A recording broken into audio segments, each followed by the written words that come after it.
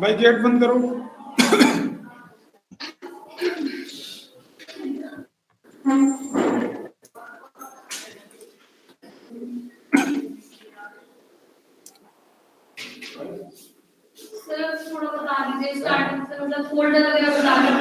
Folder वही है, folder structure बता रहा हूं।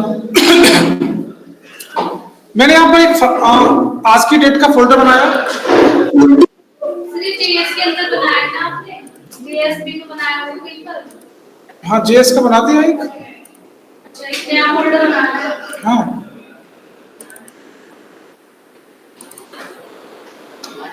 ये जेएस का बना दिया है। इसके अंदर सारे डेट के, जैसे सीएसएस का था, सीएसएस के अंदर डेट वाइज थे। ये फैन बंद करो, जिससे लोग करो उसको बहुत। मैं एसी चला रहा हूँ।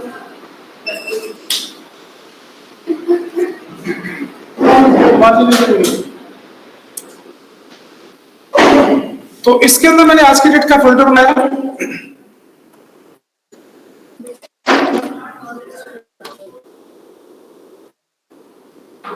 और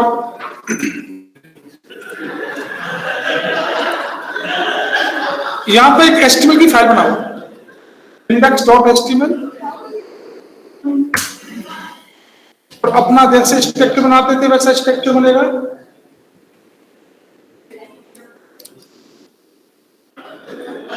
और एक हमें जावास्क्रिप्ट की फाइल बनानी है, इसका नाम रिजल्ट, और इसको सेव कर दो .js से।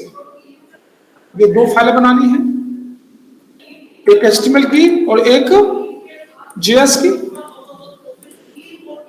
और HTML वाली फाइल में मैंने हेडिंग दे दी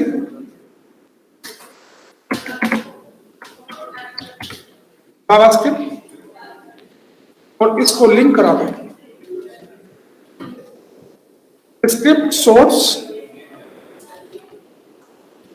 result.js।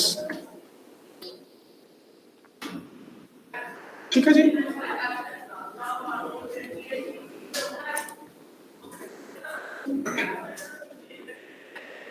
ये आपकी आईडी से कौन ज्वाइन कर रखा है यहाँ पर? ये आप ही हो ना? कौन है ये? किसका नाम है? अनन्या। सर ये तो मैं हूँ, आन्या। और तुम्हारा क्या नाम है? तनु। अच्छा, मैं तुम्हारा नाम समझता था इसको। ठीक है। अब हमने एक HTML की एक जावास्क्रिप्ट की दोनों फाइलों को लिंक करा दिया। अब लिंक कराने के बाद हमारा जावास्क्रिप्ट का जो भी कोड लिखेंगे वो कहां डिस्प्ले होगा? index.html। यही बताया था। फाइल को रन कीजिए ब्राउजर पर।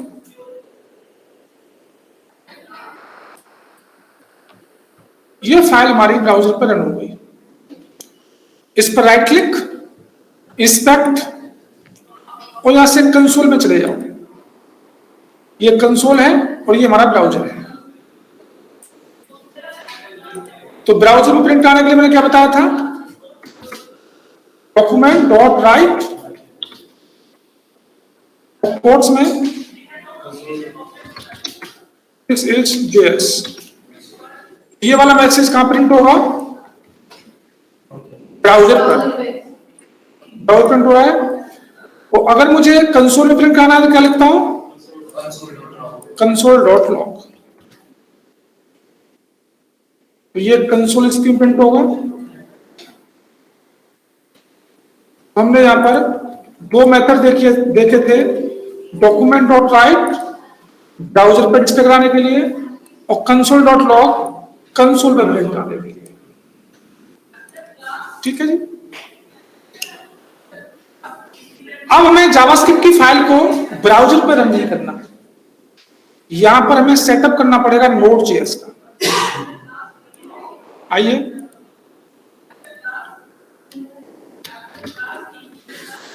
और यहां से Node.js को डाउनलोड कीजिए।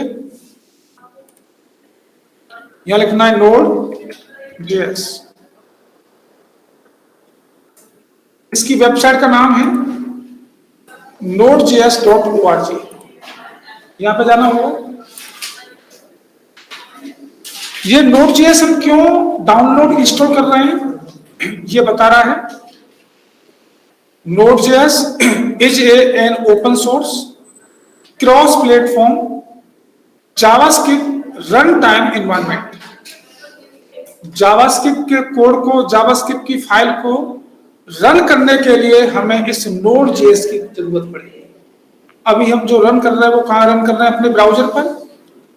हम ब्राउजर पर रन न करें, हमें नोड की हेल्प से इसको रन करना होगा जावास्क्रिप्ट की फाइल को। इसलिए नोड को इंस्टॉल करना पड़ेगा। तो यहां से LTS वर्जन डाउनलोड कर लो। करो जी फटाक से सारे लोग, इसका LTS वर्जन डाउनलोड करो। हो गया हमारा?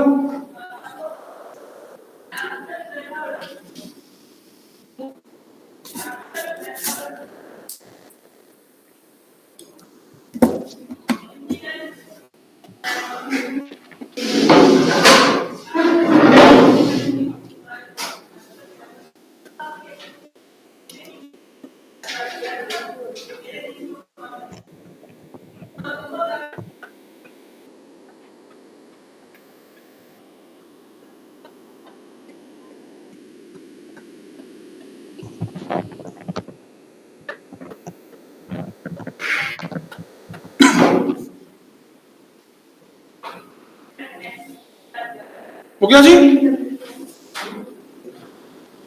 जब ये इंस्टॉल हो जाएगा तो हमारा कोई आइकन वगैरह नहीं आएगा डेस्कटॉप पर।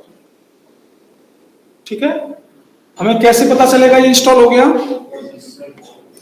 आपको कमांड प्रॉम्प्ट को ओपन करना है। इसके इंस्टॉलेशन भी तो करना है, नेक्स्ट कर दो। हाँ कर दो।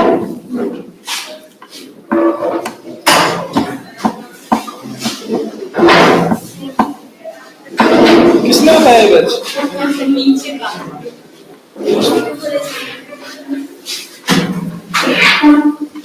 तो यहां पर आपको लिखना पड़ेगा node-v चेक करने के लिए और npm-v। अगर इन दोनों के वर्जन आ रहे हैं तो इसका मतलब नोड इंस्टॉल है, और अगर वर्जन नहीं आ रहे तो नोड इंस्टॉल नहीं है। ठीक है,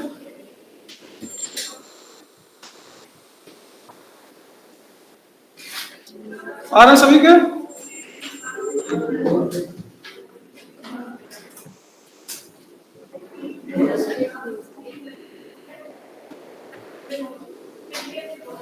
हो गया भाई यहां तक सभी का?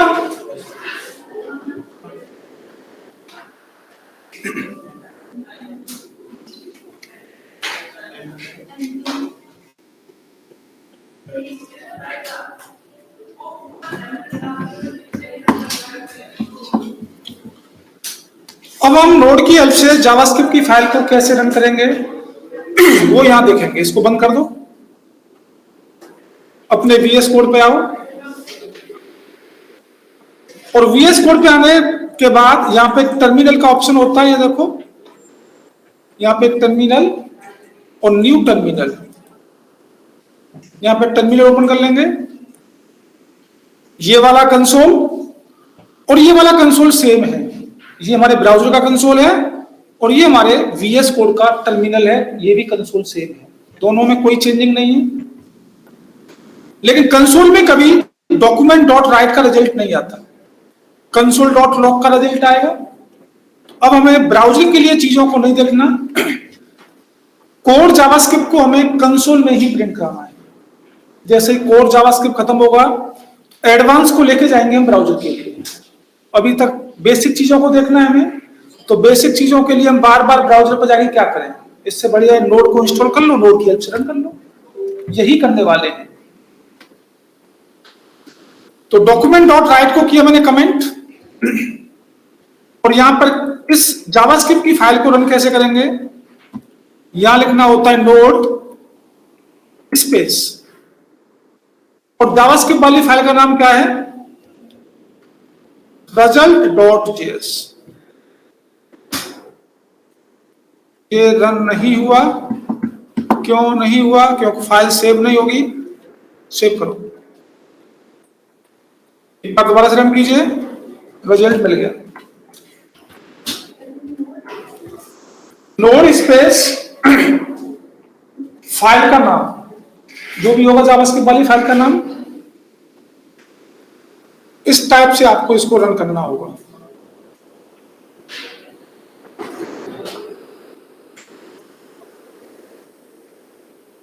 यहां तक चल रहा है सभी का?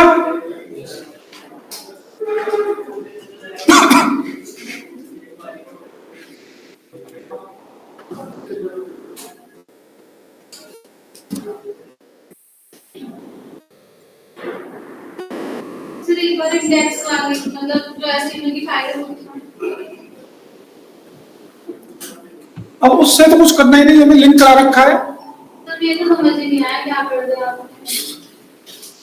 ब्राउजर वगैरह और कर दिया। नोड इंस्टॉल हो गया? हाँ वो तो हो गया। लिख लो।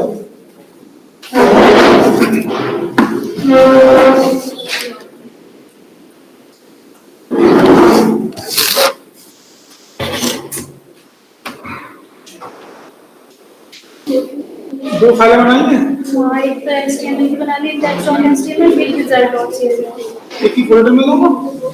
ठीक है।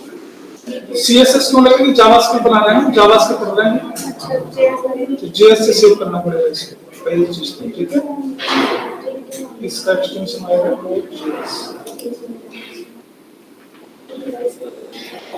अब इस वाली फाइल को इस वाली फाइल पे लिंक करा हुआ ब्राउज़र पे डिस्प्ले करना चाहते हैं, तो कैसे लिंक होगा? स्क्रिप्ट सोर्स, फाइल का नाम है result.js। ये लिंक हो गया। अब इस HTML की फाइल को ब्राउज़र पर रन कीजिए। रन स्टार्ट डिवर्किंग क्रोम, ये ब्राउज़र आ गया। इसका कंसोल खोलो, इंस्पेक्ट करके कंसोल खुलेगा इसका। कंसोल ये सीधा JS आ गया यहाँ पर इनको रन। अगर यहाँ पर रन करना है तो डॉक्यूमेंट डॉट राइट यूज करना है, और अगर यहाँ पर रन करना है तो यहाँ पे भी कंसोल में रन करना है। ये आप इसके कंसोल है, ये कंसोल भी था नीचे। ये कंसोल था, खोल रहा हूँ उसका, इसको बंद कर दो पहले वाले को। और यहाँ पे लिखना होता है नोड, और नोड इंस्टॉल है तुम्हारा स्पेस, और जावास्क्रिप्ट वाली फाइल का नाम क्या है? result.js। अब देखो तुम्हारा पाथ गड़बड़ आ रहा है। तुम्हारा पाथ क्या है? तुम वहां पे हो JS के अंदर 21 10, और तुमने फोल्डर यहाँ पर देखो HTML का है, तो हमें किसी फोल्डर को सिलेक्ट करना पड़ेगा 21 10। तो कैसे सिलेक्ट करेंगे? फाइल को जाएंगे, ओपन फोल्डर, कहाँ पर है बताओ? HTML के अंदर है। HTML के अंदर है, ये JS के अंदर ASCII का फोल्डर, इसको सिलेक्ट करना है जिसमें हमारी फाइल है। ये सिलेक्ट किया, ये सिलेक्ट किया, तो अब इसको खोलो दोबारा से, और टर्मिनल खोलो दोबारा से, अपने आप पाथ बनेगा। यहाँ पे इधर पाथ बन गया, HTML के अंदर JS के अंदर ASCII का फोल्डर। अब लिखेंगे यहाँ पर नोड स्पेस, फाइल का नाम क्या है? result.js।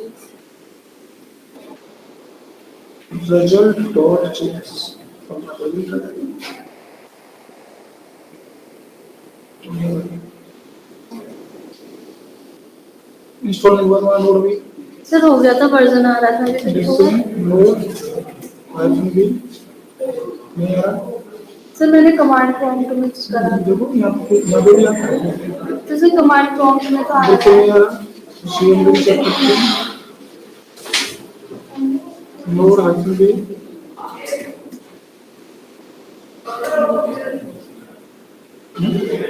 npm हाइफन बी ये तो बना रहा था क्या दिक्कत है?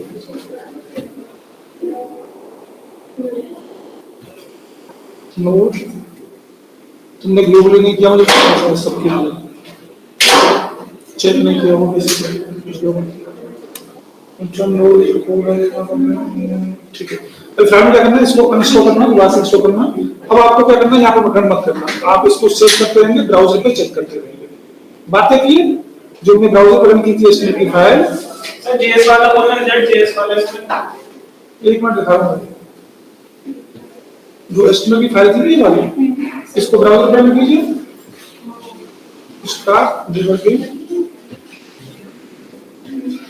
इसको इंस्टॉल कर लेना दोबारा से बाद में, और यहाँ पर रिजल्ट चेक करना है, इसको सिलेक्ट कीजिए। बात देखिए, मैं वहां पर चेक करूंगा, तुम यहाँ पे करना, फाइल को सेव करना, यहाँ पर रिजल्ट आता है। चलते जी आगे।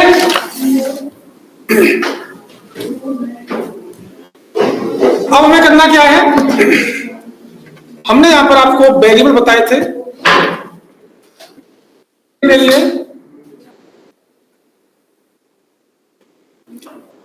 वेरिएबल बनाने के लिए वेर नाम का एक कीवर्ड था। वेरिएबल का नाम कोई भी नाम रख दो, डाटा इज इक्वल टू, तो इसमें किसी वैल्यू को स्टोर करा दो। मैंने 100 वैल्यू स्टोर करा दी। एक दूसरा वेरिएबल लिया, इसमें दूसरी वैल्यू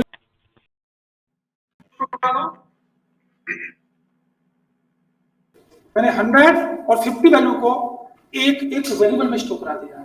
एक नया वेरिएबल लिया, या कंसोल डॉट लॉग कर दो डायरेक्ट।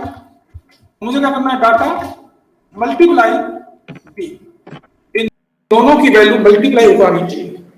अगर वेरिएबल में वैल्यू है तो आपको कोट्स में नहीं लिखना है, विदाउट कोट्स लिखना है। यहां पर रन कीजिए जी, आपका दोनों का मल्टीप्लिकेशन आ रहा है। यहां पर रन करें या ब्राउजर के कंसोल पर रन करें, बात एक ही है। ये देखो यहां पर भी आ रहा है वही सेम रिजल्ट। अगर आपको नोड की हेल्प से रन नहीं करना तो आप ब्राउजर पर बार बार रिफ्रेश करते रहेंगे, तो यहां पर कंसोल में आता रहेगा। बात एक ही है, कहीं भी रन कीजिए।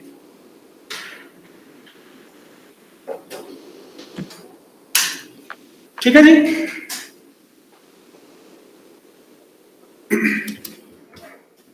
ये मल्टीपल लाइन कमेंट बनाने के लिए स्लैश स्टार और star slash, single line comment के लिए डबल स्लैश, और मल्टीपल लाइन कमेंट बनाने के लिए स्लैश स्टार और स्टार स्लैश का यूज किया जाता है। कोई दिक्कत? मैं यहां पर एक प्रोग्राम लिख रहा हूं, लैपटॉप पर रन नहीं करना, उसका आउटपुट बताना है, आउटपुट क्या आएगा। लैपटॉप पर रन नहीं करेंगे क्योंकि उससे हमें कुछ चीजें सीखने को मिलेंगी। where a is equal to 10, console.log a comma b, where b is equal to 100। इसका आउटपुट क्या है?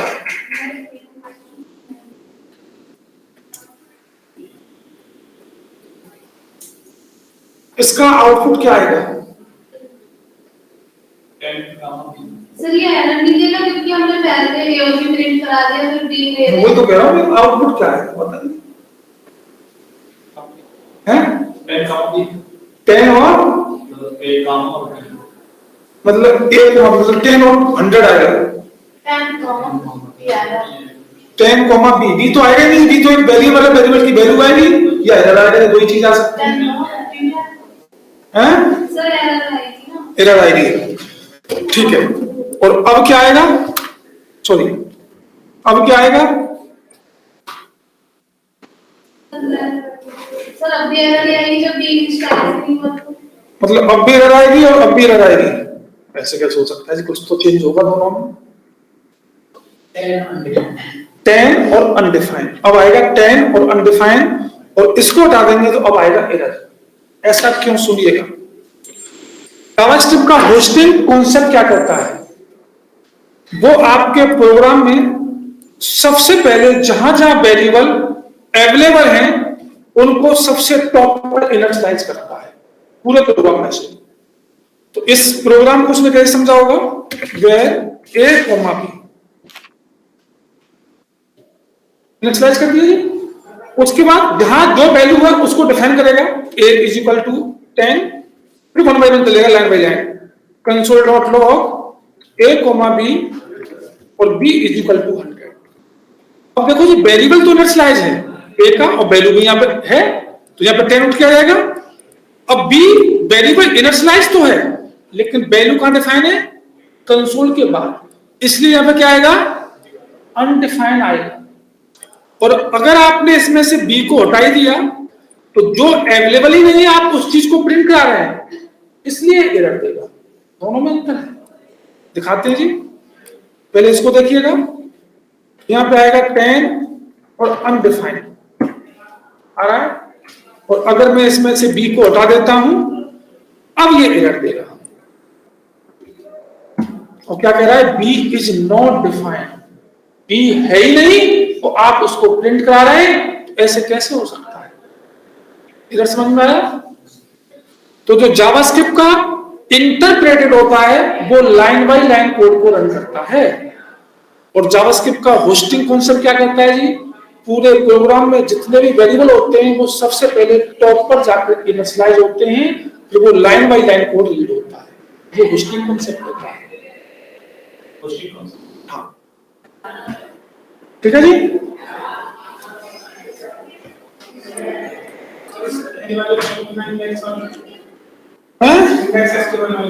उसमें क्या है भाई, उसमें कुछ नहीं है, उसमें क्या कुछ नहीं। अब मैं यहां पर कुछ और वेरिएबल डिक्लेयर करता हूं, a is equal to 10, a is equal to 50, a is equal to 70। Console dot log करता हूं a को, तो कौन सी वैल्यू प्रिंट होगी, 70। जो फाइनल वैल्यू होती है कि उसने सबसे पहले 10 को रीड किया, उसके बाद 10 चेंज हो गई 50 से, 50 चेंज हो गई 70 से, जो फाइनल वैल्यू होती है वही प्रिंट होती है आपकी। प्रिंट हो रही है क्योंकि लाइन बाय लाइन कोड को रीड करता है, एक साथ रीड नहीं करता पूरे प्रोग्राम को, इसलिए 70 आया। तो इस कॉन्सेप्ट थोड़ा बड़ा नहीं हो सकता, यहाँ तक बहुत लेवल सा आता है। छोटा है हाँ और बड़ा करूं, लो जी और बड़ा करूं, नहीं सर ठीक है।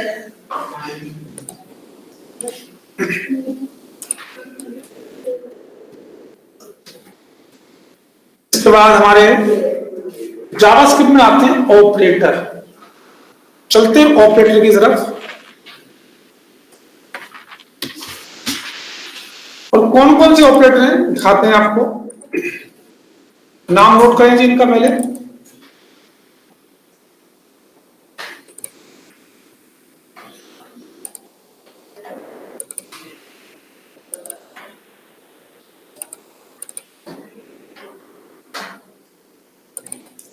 सबसे पहले ऑपरेटर का नाम हमारा अर्थमेटिक ऑपरेटर, दूसरा हमारा कंपैरिजन या रिलेशनल ऑपरेटर, तीसरा हमारा logical operator, bitwise operator, assignment operator, increment and decrement operator और टर्नरी ऑपरेटर।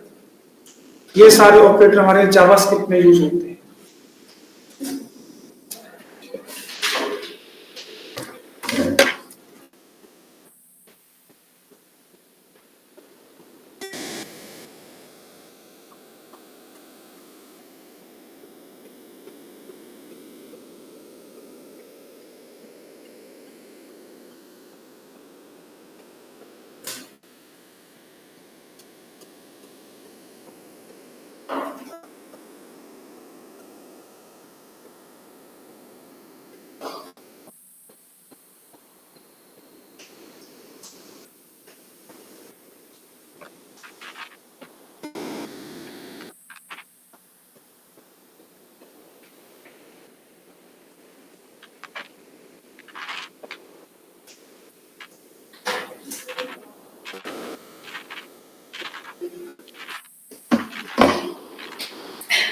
ठीक है जी। आइए देखते हैं इनको 1 by 1। सबसे पहले हमारा आता है अर्थमेटिक ऑपरेटर। अर्थमेटिक ऑपरेटर में हमें क्या करना है, प्लस करना है, माइनस, मल्टीप्लाई, डिवाइड, मॉडुलस और एक्सपोनेंट। ये सारे सिंबल हमारे अर्थमेटिक ऑपरेटर में आएंगे। प्लस करना, माइनस करना, मल्टीप्लाई, डिवाइड, मॉडुलस, एक्सपोनेंट।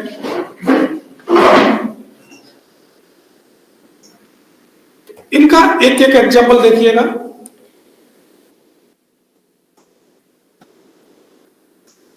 मैंने यहां पर एक वेरिएबल लिया,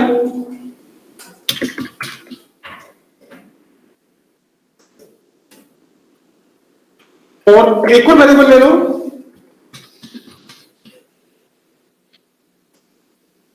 console dot log A plus B, दोनों की वैल्यू प्लस हो जाएगी। Console dot log B minus A, B में से ए की वैल्यू माइनस हो जाए। Console dot log A multiply B, दोनों की वैल्यू मल्टीप्लाई हो जाए। Console dot log B divide by A, ये चारों कैलकुलेट होकर आपके सामने आ रही होंगी।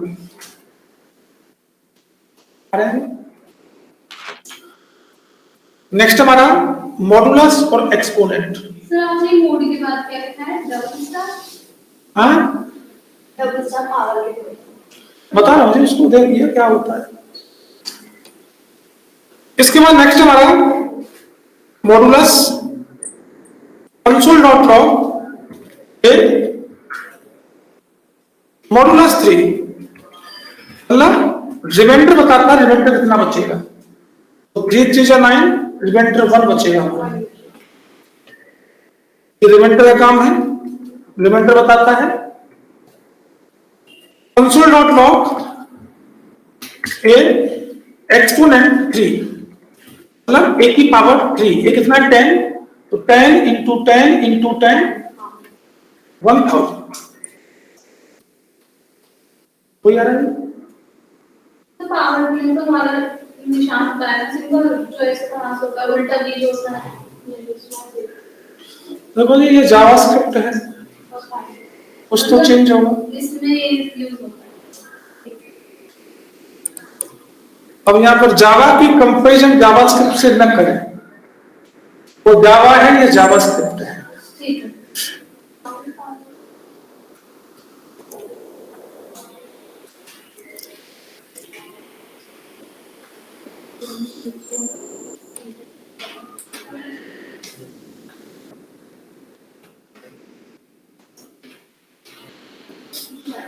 एक क्वेश्चन करेंगे, जो जावास्क्रिप्ट है वो भी तो प्रोग्रामिंग लैंग्वेज है ना, हम इसे बैकएंड में यूज नहीं करते। जावास्क्रिप्ट एचटीएमएल की प्रोग्रामिंग लैंग्वेज है ओनली, और जावा जो है प्रोग्रामिंग लैंग्वेज है, इसको प्रोग्रामिंग लैंग्वेज नहीं बोलते। जावास्क्रिप्ट प्रोग्रामिंग लैंग्वेज नहीं, एक स्क्रिप्टिंग लैंग्वेज है, प्रोग्रामिंग लैंग्वेज नहीं है। इसका बैकएंड में वर्क नहीं कर सकते? बिल्कुल नहीं कर सकते, नहीं कर सकते? नहीं कर सकते। चल एक जावास्क्रिप्ट से भी हम जावा वाले सारे काम कर सकते हैं। जावास्क्रिप्ट का फ्रेमवर्क होता है नोड.जेएस, वो बैकएंड में यूज होता है, ये यूज नहीं होता, ये स्टैटिक के लिए है जावा स्क्रिप्ट जो है। अगर जावास्क्रिप्ट का फ्रेमवर्क यूज करेंगे नोड.जेएस, एक्सप्रेस.जेएस, वो बैकएंड में यूज होते हैं, ये नहीं यूज होते। नोड.जेएस नहीं पढ़ेंगे? अगर नोड.जेएस होगा तो पढ़ेंगे, नहीं होगा तो कहां से पढ़ेंगे आपके सिलेबस में।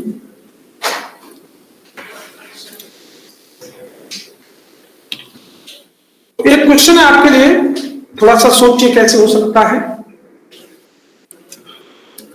आपके पास डेज गिवन है 894, इसमें बनाइए आप कितने ईयर बनेंगे, कितने मंथ बनेंगे, कितने वीक बनेंगे, तो कितने डे बचेंगे, निकालेंगे फटाक से कैसे किया।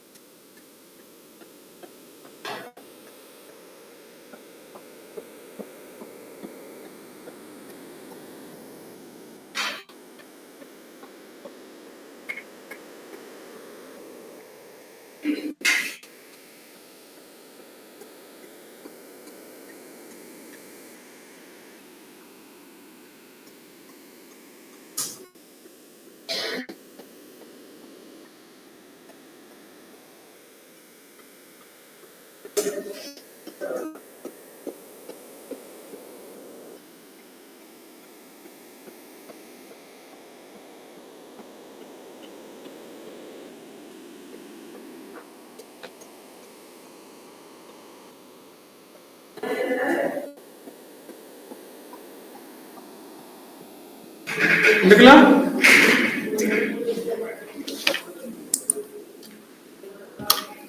आइए देखते हैं, हमें यहां पर सबसे पहले ईयर बनानी है, where y is equal to, year कैसे बनेंगे, इस डेज में 365 से डिवाइड देना होगा। कंसोल डॉट लॉग करूंगा y में, तो यहां पर ईयर जो आ रही होंगी वो पॉइंट में आ रही होगी, लेकिन हमें पॉइंट वाली वैल्यू को नहीं लेना। तो यहां पर हमें क्या करना पड़ेगा, टाइप कास्टिंग करनी पड़ेगी। टाइप कास्टिंग का मतलब है एक डाटा टाइप से दूसरे डाटा टाइप में चेंज करना पड़ेगा। ये फ्लोट वैल्यू आ रही है, इसको इंटीजर में कन्वर्ट करना पड़ेगा। इसके लिए एक मेथड होता है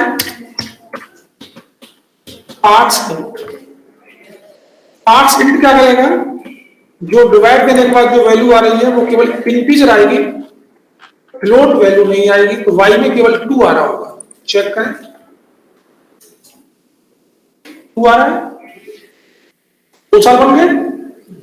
2 साल बनने के बाद डे कितने बचे, डे निकालो, वेयर क्या डेज निकालो सीधे सीधे, और डेज निकालने के लिए, रिमाइंडर डेज निकालने के लिए उसका मॉडुलस। तो हमें यहां पर क्या करना पड़ेगा, यहां पर चेक करो डेज में कितने डेज बचे,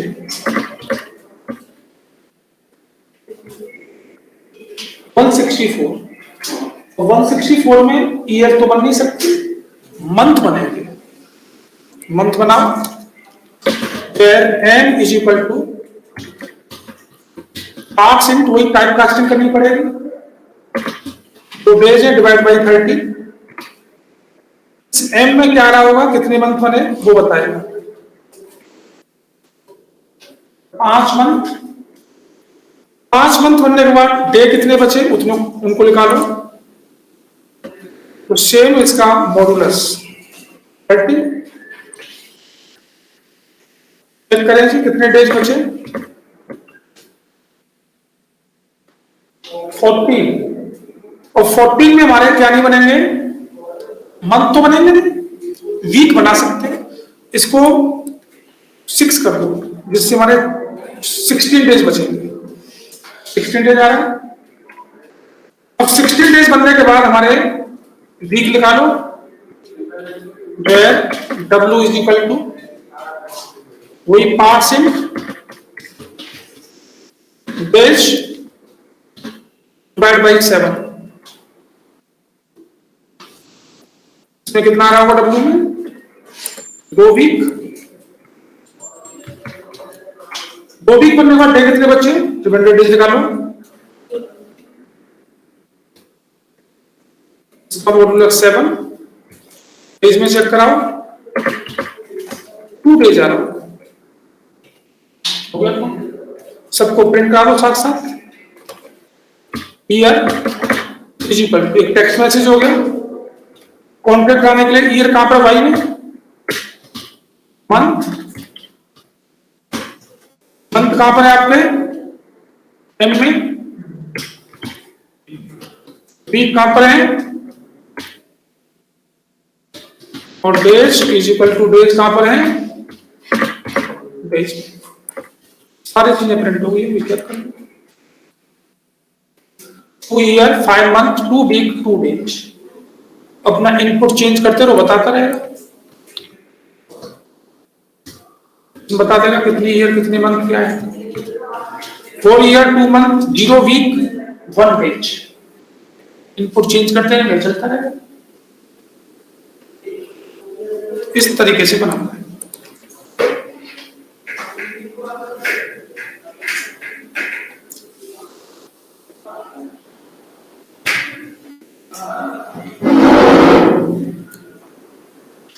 तो यहां पर क्या पता चला?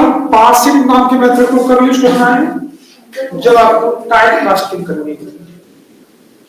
टाइप कास्टिंग करने के लिए पार्सिंग नाम का मेथड यूज होता है।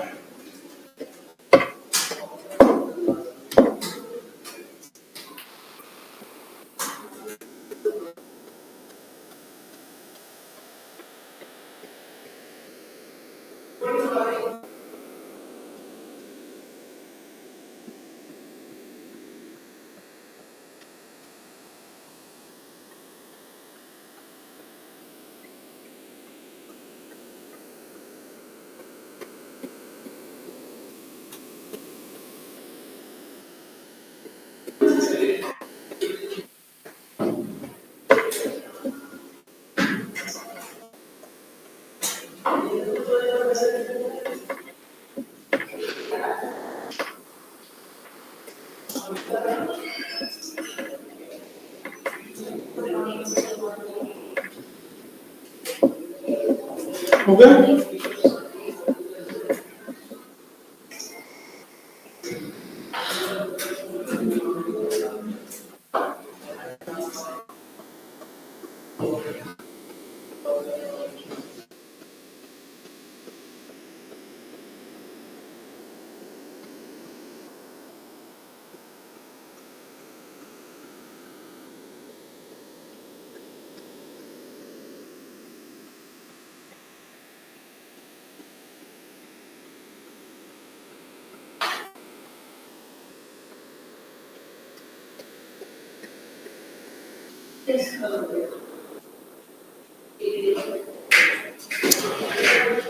चलते हैं दूसरे ऑपरेटर की तरफ, जिसका नाम हमारा असाइनमेंट ऑपरेटर।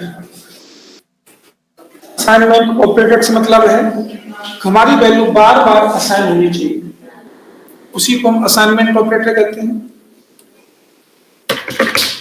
यहां पर हमारे सिंबल आएंगे इसमें, plus equal to, minus equal to, multiply equal to, divide equal to,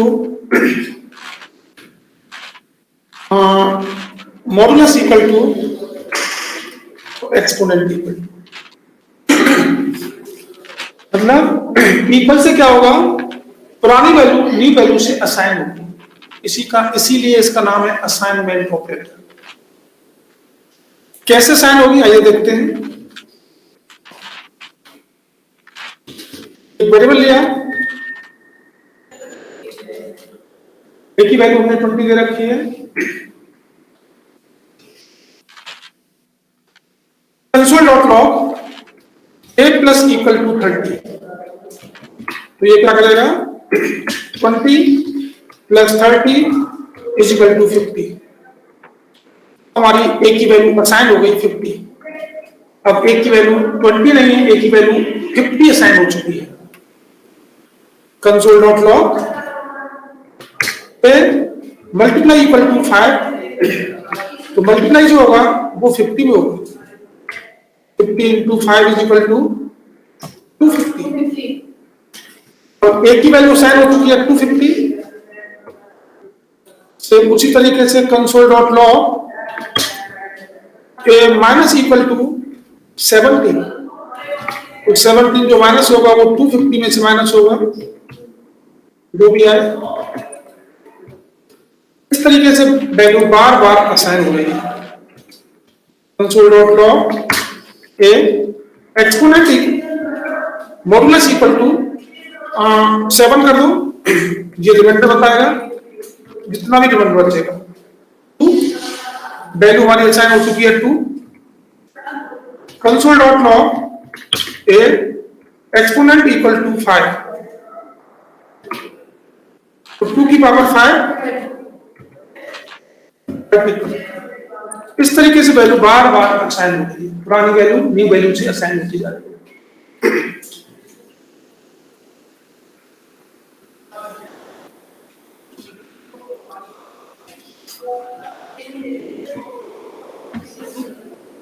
लिख लें क्या लिखना है?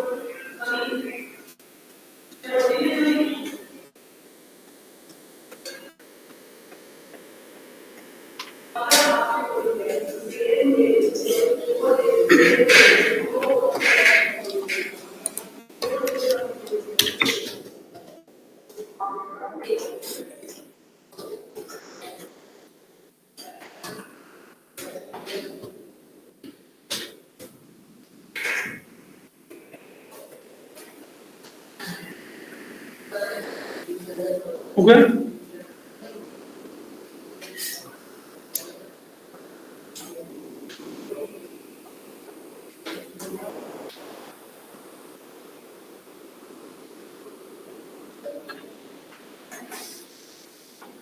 नेक्स्ट हमारा इंक्रीमेंट और डिक्रीमेंट ऑपरेटर। इंक्रीमेंट से मतलब है एक वैल्यू को इंक्रीज करना, और डिक्रीमेंट से मतलब है एक वैल्यू को कम करना। इंक्रीमेंट डिक्रीमेंट ऑपरेटर हमारे दो टाइप के होते हैं, पोस्ट और प्री। पोस्ट का मतलब है कोई वेरिएबल है, उसके बाद में प्लस प्लस या माइनस माइनस आता है, इसको बोलते हैं डबल प्लस लगता है। ये हमारा पोस्ट इंक्रीमेंट है और ये हमारा पोस्ट डिक्रीमेंट है। अगर वेरिएबल से पहले प्लस प्लस या माइनस माइनस आता है तो ये हमारा प्री इंक्रीमेंट है और ये हमारा प्री डिक्रीमेंट है। दोनों में क्या अंतर है? यहां लिखेंगे डिस्प्ले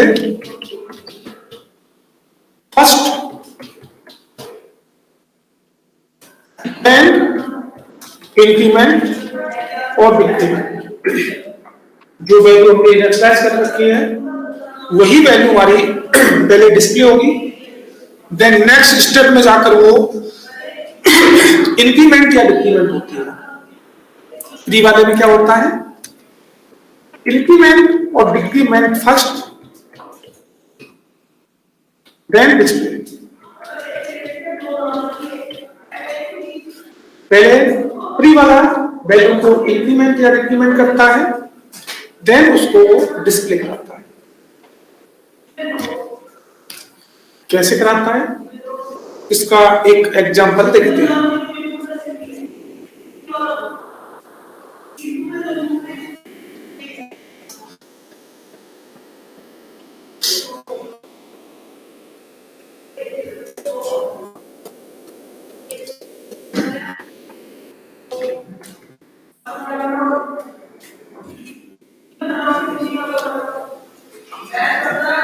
ठीक है जी।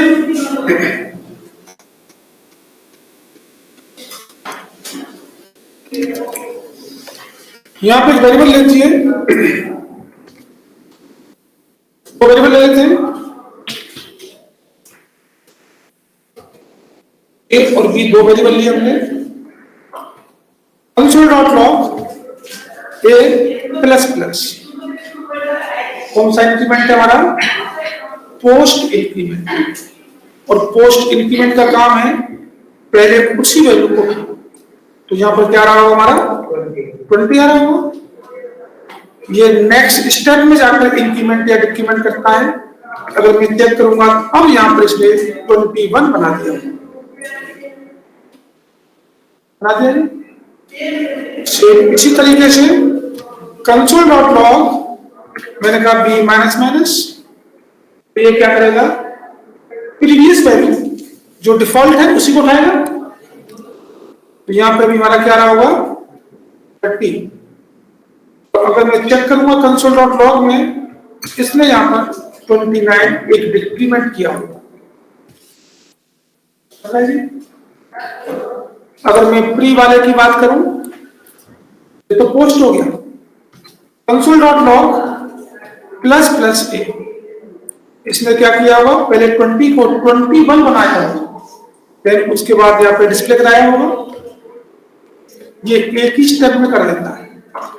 सेम इसी तरीके से console dot log minus minus B, इसने भी क्या किया होगा? 30 को 29 बनाया होगा, देन डिस्प्ले कराया होगा। 29 आ रहा है, देख लें।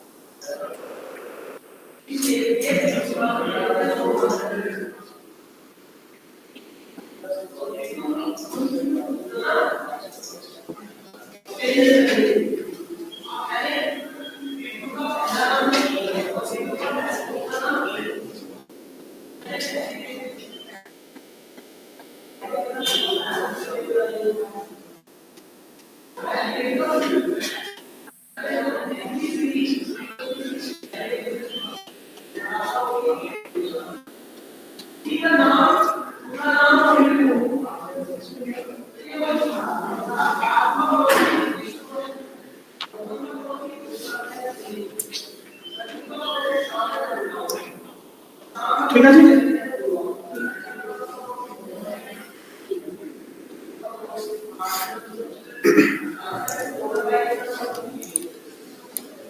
इसके बाद मैं यहां पर कुछ प्रोग्राम लिख रहा हूं, उसको लैपटॉप पर रन नहीं करना और उसका आउटपुट बताना है, आउटपुट क्या है। तो मैंने यहां पहला प्रोग्राम लिखा, लैपटॉप पर रन मत कीजिएगा। कंसोल डॉट लॉग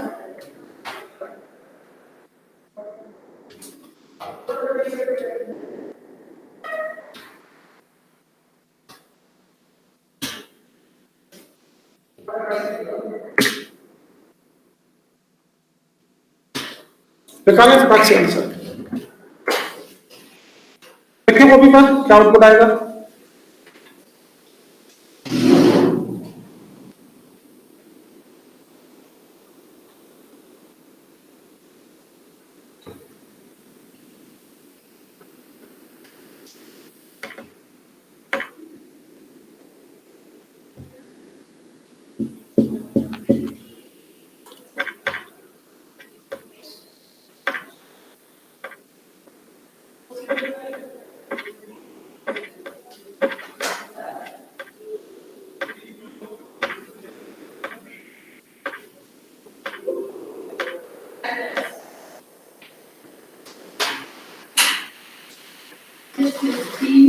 लिखो लिखो लिखो, पहले पहले लिखो लिखो।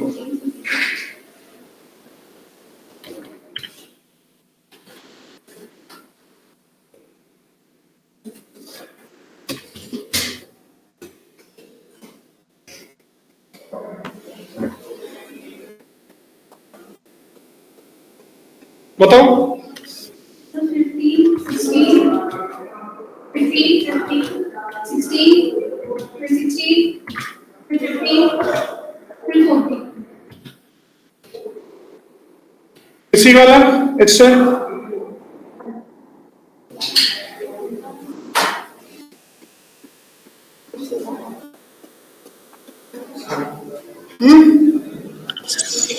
सर इससे अलग आंसर हो किसी का बताएं। सर बोले। जी 15 15 हम्म 14 हम्म 14 हम्म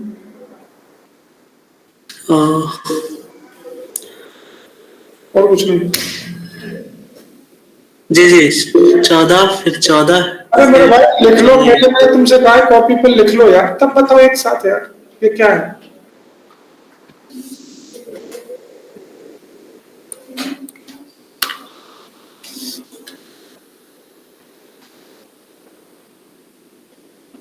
है किसी का आंसर पहले वाले से अलग? फिर बताओ क्या है। 15, 16, 15, फिर 15, 14, 13 और 13। और किसी का अलग इन दोनों से? सर एक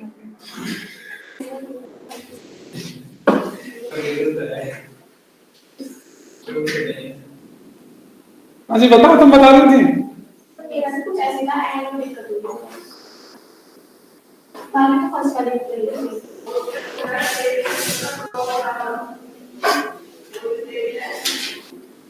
देखिए ये सही आंसर खोजते आइए, इसको बताए थे ए प्लस प्लस पोस्ट इंक्रीमेंट। लेकिन पोस्ट इंक्रीमेंट का काम क्या होता है? प्रीवियस वैल्यू को उठाना। प्रीवियस वैल्यू 15 है लेकिन वैल्यू 16 बन चुकी होगी, वैल्यू तो 16 बन चुकी होगी। फिर हमारा क्या है, फिर एक और पोस्ट इंक्रीमेंट है। प्रीवियस वैल्यू कितनी है हमारी? 16, वैल्यू 70 बन चुकी होगी। 17 में से एक कम हुआ, प्री इंक्रीमेंट है, तो कितनी बन गई? 16। अब 16 में एक और बढ़ा यहां पर, ये प्री इंक्रीमेंट हो गया तो 16 प्लस 17। अब यहां पर ये मेरा पोस्ट इंक्रीमेंट, प्रीवियस वैल्यू को उठाएगा 17 लेकिन वैल्यू 16 बन चुकी है। एक और इंक्रीमेंट है पोस्ट वाला, प्रीवियस वैल्यू को उठाएगा, वैल्यू 50 बन चुकी है। और यहाँ पे एक ही वैल्यू पूछ रहा कितना है, क्या है? इसी का आंसर सर ये हो गया था बाद में। चेक करते हैं जी, चेक करें यही आ रहा है।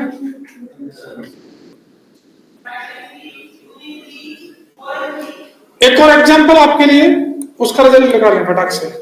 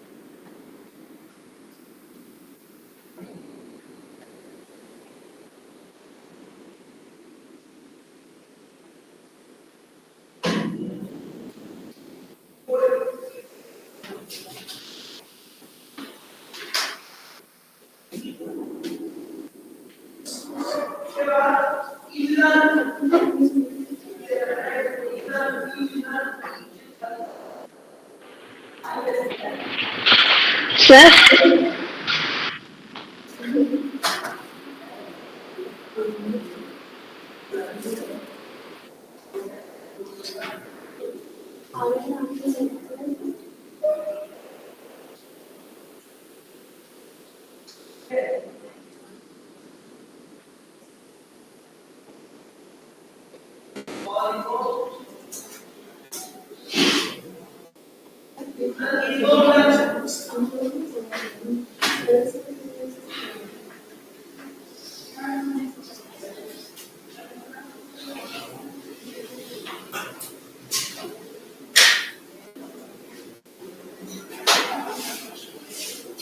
हो गया होगा तो चलो बताओ लिख करके यस सर। बताएं जी आउटपुट सर 5, एक करके 5 6 35, 36, 35 36 36 33 34 सर मेरा 36 के बाद 31, 31 है लास्ट में। दोबारा बोलो 5 6 6, 35 35, 36, 36, 31, 31। और किसी का लाभ मेरा सेकंड लास्ट 32 आ रहा 31 मेरा सेकंड लास्ट 31 आएगा मेरी 5 6 35 36 36 32 31 ठीक है और कोई अलग बताओ 5 6 30 30 30 30 31 37 27 27 और कोई अलग बोलते हैं सही answer A plus plus post increment previous value को उठाएगा लेकिन वैल्यू 6 बन चुकी होगी। फिर एक और हमारा पोस्ट इंक्रीमेंट 6 प्लस मतलब 6 प्रीवियस वैल्यू को उठाएगा 6 ही आ जाएगा ऊपर वैल्यू 7 बन चुकी होगी लेकिन यहाँ पे आ गया 7 into 5 तो वैल्यू जहां पे 7 बन चुकी होगी ना मल्टीप्लाई होगा 6 में नहीं होगा 7 में होगा तो 7 into 5 35 वैल्यू साइन होगी 35 अब एक और प्री इंक्रीमेंट है तो 35 प्लस 1 36 आएगा उसके बाद हमारा प्री पोस्ट डिक्रीमेंट है तो प्रीवियस वैल्यू को उठाएगा 36 इसके बाद वैल्यू 35 बन चुकी है यहां तक 35 minus 4 35 minus 4 31 वैल्यू असाइन हो चुकी है 31 और यहां पर ए माइनस माइनस प्रीवियस वैल्यू को उठाएगा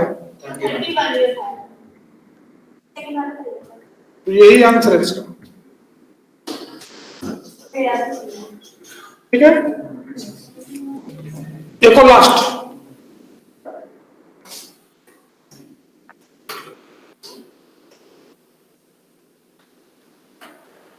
where a is equal to 2 console dot log a plus plus comma a is equal to 50 comma a plus plus comma a is equal to 10 comma a plus equal to 2 comma plus plus a निकालें फटाक से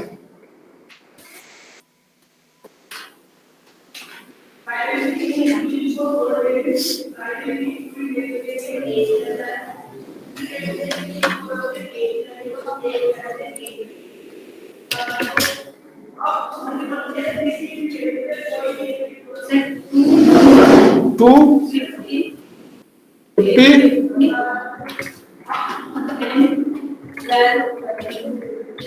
30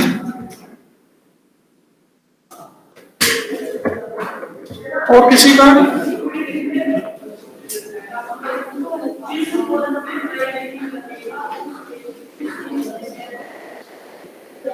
sir 250 ग्राम और 30 का scale 250 ग्राम 30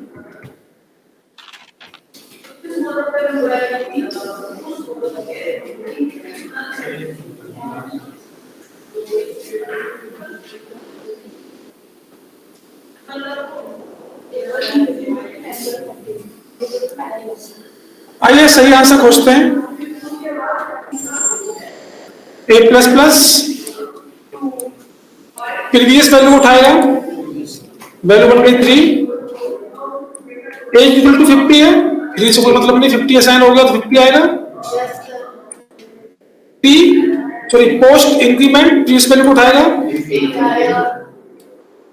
value बन गई 51, लेकिन ए की value assign है 10, तो 51 से कोई मतलब नहीं, 10 आएगा। फिर 10 प्लस 2 वैल्यू असाइन हो गई 12, और 12 में ऐड करना है 13, तो यही सही है जी।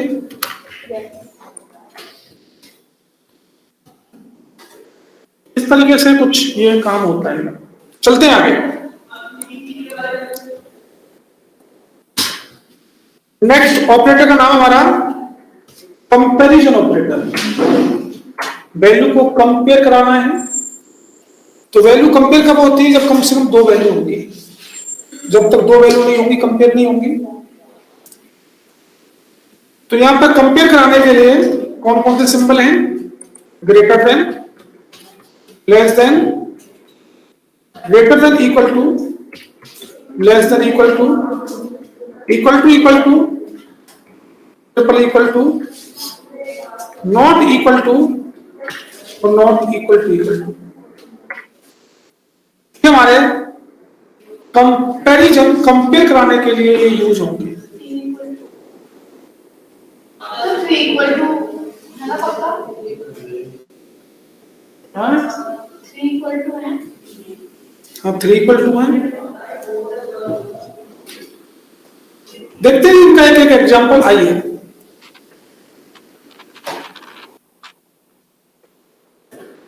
मैं यहां पर क्या करूंगा, जो मैं कंपेयर कराऊंगा, अगर मेरा कंपैरिजन ठीक होगा तो बुलियन वैल्यू को रिटर्न कराऊंगा, ट्रू या फॉल्स। कंसोल डॉट लॉग, हमने कहा 7 ग्रेटर देन 2, कंडीशन ट्रू है हमारी, इसलिए ट्रू आएगा। हमने लिखा 7 लेस देन 2, कंडीशन फॉल्स हो गई हमारे, क्योंकि लेस देन तो नहीं, ग्रेटर है। हमने लिखा 7 लेस देन इक्वल टू 7। अब यहां पर 2 कंडीशन चेक हो रही है, या तो लेस देन हो या इक्वल हो। तो लेस देन तो नहीं लेकिन इक्वल है, इसलिए कंडीशन क्या रही होगी? ट्रू आ रही होगी। इसी तरीके से same greater than equal to का भी यूज कर सकते हैं। तो हमें कर दिया 9, तो देखो जी इक्वल तो नहीं लेकिन ग्रेटर है, इसलिए अगली कंडीशन क्या आ रही होगी? ट्रू आ रही होगी। मैं लगा console dot log 8 equal to 8, 8 क्या 8 के बराबर है? बिल्कुल बराबर है। तो वैल्यू चेक करेगा, 8 को डाला मैंने डबल कोट्स में। यहां पर डबल इक्वल का काम है केवल वैल्यू चेक करना। ये भी 8 है, ये भी 8 है, उससे कोई मतलब नहीं है कि वो स्ट्रिंग में पड़ा है कि वो नंबर में पड़ा है। डबल इक्वल केवल वैल्यू चेक करता है, दोनों वैल्यू बराबर है, इसलिए कंडीशन ट्रू आ रही होगी। और ट्रिपल इक्वल का काम होता है वैल्यू के साथ साथ डाटा टाइप चेक करना। या वैल्यू तो बराबर है लेकिन डाटा टाइप डिफरेंट हो गए, इसलिए कंडीशन हो गई फॉल्स। ट्रिपल इक्वल का काम क्या है? वैल्यू के साथ साथ डाटा टाइप भी चेक करता है। बस दोनों कंडीशन ट्रू होगी, डाटा टाइप भी सेम होगा, वैल्यू भी सेम होगी, तभी ट्रू आएगा। अगर एक भी फॉल्स होगा तो फॉल्स ही रहेगा। जो डिफरेंस इन दोनों में है वही सेम डिफरेंस इन दोनों में भी है। डबल इक्वल वैल्यू चेक करता है, triple equal data type check करता है वैल्यू के साथ साथ। मैंने कहा 4 इज नॉट इक्वल टू 4, ऐसी कंडीशन है, कंडीशन फॉल्स है। मैं लिखा 4 इज नॉट इक्वल टू 4, इसको भी डबल कोट्स में डाला, इज नॉट इक्वल टू केवल वैल्यू चेक करता है, तो ये भी 4 है, ये भी 4 है जी, कंडीशन फॉल्स हो रही है। अगर मैं एक को इक्वल लगा दूंगा तो वैल्यू के साथ साथ डाटा टाइप भी चेक होगा। वैल्यू तो बराबर है लेकिन डाटा टाइप अलग अलग हो गए, इसलिए कंडीशन हो गई ट्रू। तो ये हमारा कंपैरिजन ऑपरेटर, कंपेयर लिख लें जी।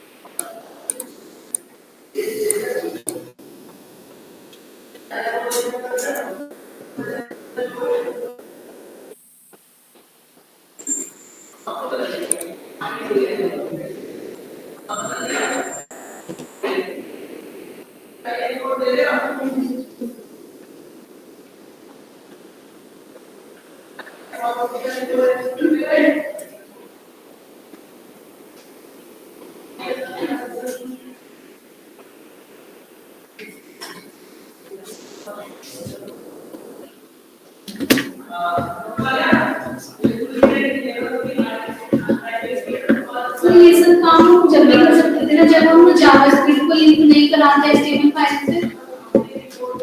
तो तुम्हें दोनों तरीके बता दिए। अगर HTML से लिंक नहीं करेंगे डायरेक्ट बोर्ड की हेल्प से लिंक करो। तो फिर हमारा जो कंसोल इसका है, मतलब वेब ब्राउज़र जो इस पे चलेगा सर। इस पे चलेगा, ब्राउज़र पे चलेगा। HTML से लिंक करा देंगे तो ब्राउज़र कंसोल पे चलेगा, दोनों जगह चलेगा। एक्चुअली हम इसलिए कराएंगे बार बार हमें ब्राउजर पे ना जाना पड़े, इसलिए थोड़ा सा शॉर्टकट तरीका अपना दिया है। और आप जब React.js पढ़ेंगे तो React.js से पहले Node.js इंस्टॉल होना मस्ट है।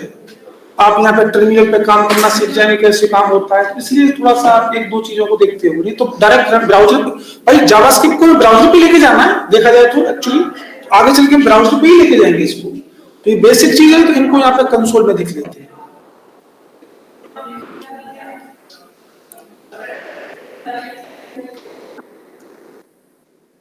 आगे हमारा एक और ऑपरेटर है जिसका नाम है लॉजिकल ऑपरेटर।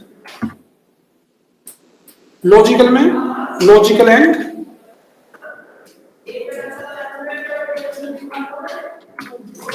लॉजिकल और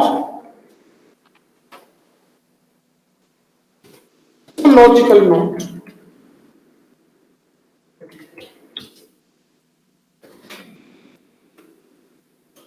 इनकी एक टेबल होती है, पहले एंड की टेबल, 0 का मतलब फॉल्स, 1 का मतलब ट्रू। हमारी कोई दो कंडीशन है, पहली कंडीशन फॉल्स है, दूसरी कंडीशन फॉल्स है, हमेशा एंड में फॉल्स आता है। पहली ट्रू है, दूसरी फॉल्स है, तब भी हमारा फॉल्स आएगा। पहली फॉल्स दूसरी ट्रू, तब भी फॉल्स आएगा। जब तक सारी कंडीशन ट्रू न हो जाए तब तक एंड में ट्रू नहीं आता है। और का क्या टेबल है? पहला फॉल्स, दूसरा फॉल्स, हमेशा फॉल्स आएगा। पहला ट्रू है, दूसरा फॉल्स है तो ट्रू आएगा। पहला फॉल्स, दूसरा ट्रू, तब भी ट्रू आएगा। दोनों ट्रू है तो ट्रू आना है। और का मतलब है अगर एक भी कंडीशन ट्रू है उसका रिजल्ट हमेशा ट्रू ही आता है। नॉट, नॉट में जस्ट अपोजिट, फॉल्स है इसका रिजल्ट ट्रू आएगा और ट्रू है तो इसका रिजल्ट फॉल्स आएगा। ये हमारा लॉजिकल ऑपरेटर होता है। ठीक है,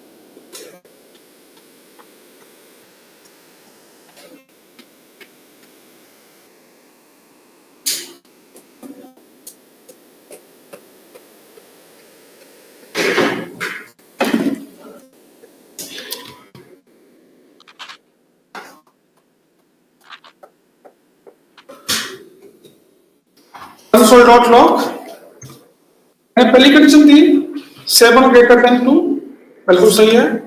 लॉजिकल एंड 6 लेस देन 12, ये भी कंडीशन ट्रू है। एंड 12 ग्रेटर देन 10, जब मेरी तीनों कंडीशन ट्रू है, एंड लगा हुआ है, इसका रिजल्ट ट्रू ही आएगा। चेक करें जी, ट्रू आ रहा है नहीं आ रहा है। जब सारी कंडीशन ट्रू होंगी तभी ट्रू आएगा, और अगर एक भी कंडीशन फॉल्स हो गई, मैंने लास्ट वाली कंडीशन को फॉल्स किया तो ये हमेशा फॉल्स ही आएगा। दो फॉल्स होंगी तब भी फॉल्स आएगा। मैंने दो को फॉल्स किया लेकिन एक ट्रू है, अभी भी फॉल्स आएगा। और जब सारी फॉल्स होंगी तब तो फॉल्स आना ही आना है। मतलब एंड में जब तक सारी कंडीशन ट्रू नहीं होती उसका रिजल्ट ट्रू नहीं आता है।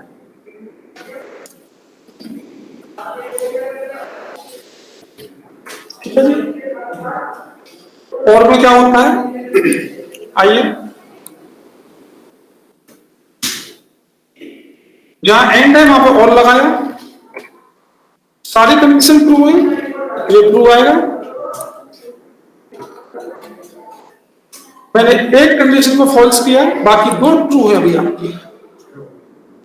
इसको फॉल्स किया लेकिन बाकी दो ट्रू है, अभी ट्रू आएगा। मैंने एक को ट्रू रखा, दो को फॉल्स किया, अभी एक ट्रू है इसलिए अभी भी ट्रू आएगा। इसका फॉल्स तभी आता है जब सारी कंडीशन हमारी फॉल्स होती है।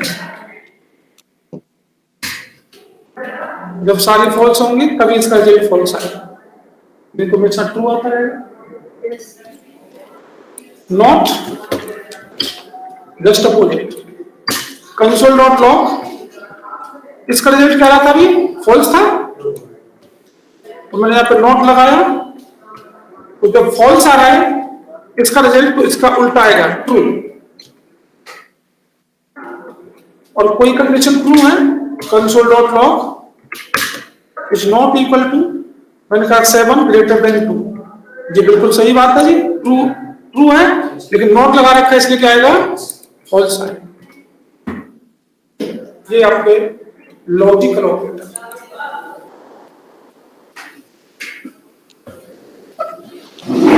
कीजिए इतना, मिलते हैं कल आगे।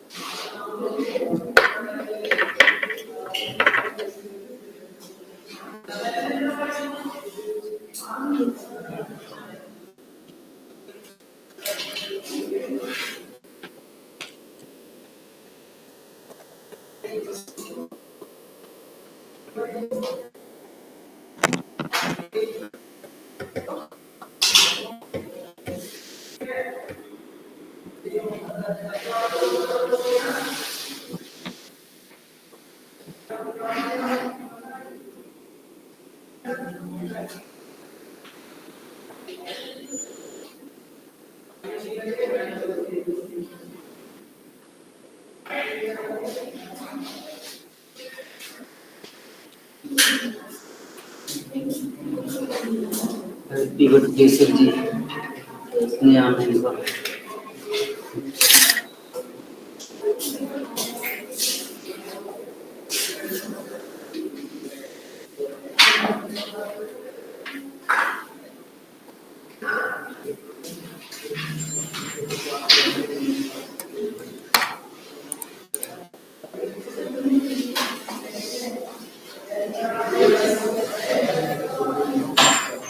ठीक है, कीजिए थोड़ा।